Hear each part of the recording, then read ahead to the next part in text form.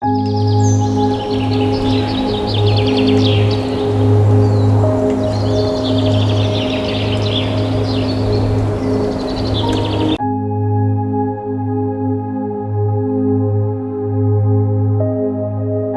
రాత్రి నది ఒడ్డున విశ్రాంతి తీసుకున్నవారు ఇప్పుడు అడవిలోకి అడుగేస్తున్నారు.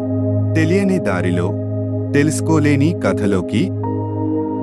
పొద్దుపొడుపు అడవిని ముసురుతోంది.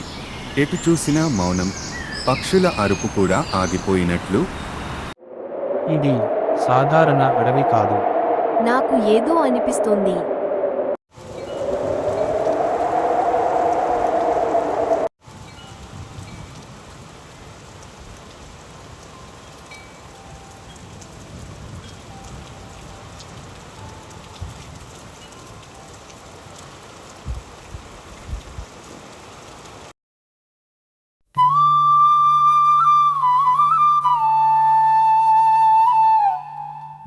వర్షం ఆగింది. మళ్లీ అడుగులు ముందుకు సాగుతున్నాయి. పొగమంచులో అర్థం కాని శబ్దాలు. ఒక్కసారిగా పార్వతి కనిపించలేదు.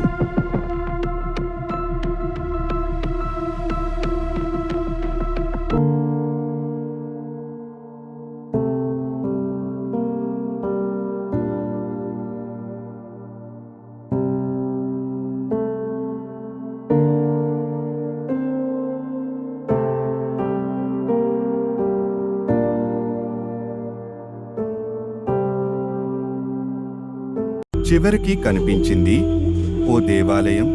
అది భూమి మీద ఉందా, లేక ఆలోచనల లోకమా? ఎవరికీ తెలియదు. పార్వతి ఎక్కడికి పోయింది?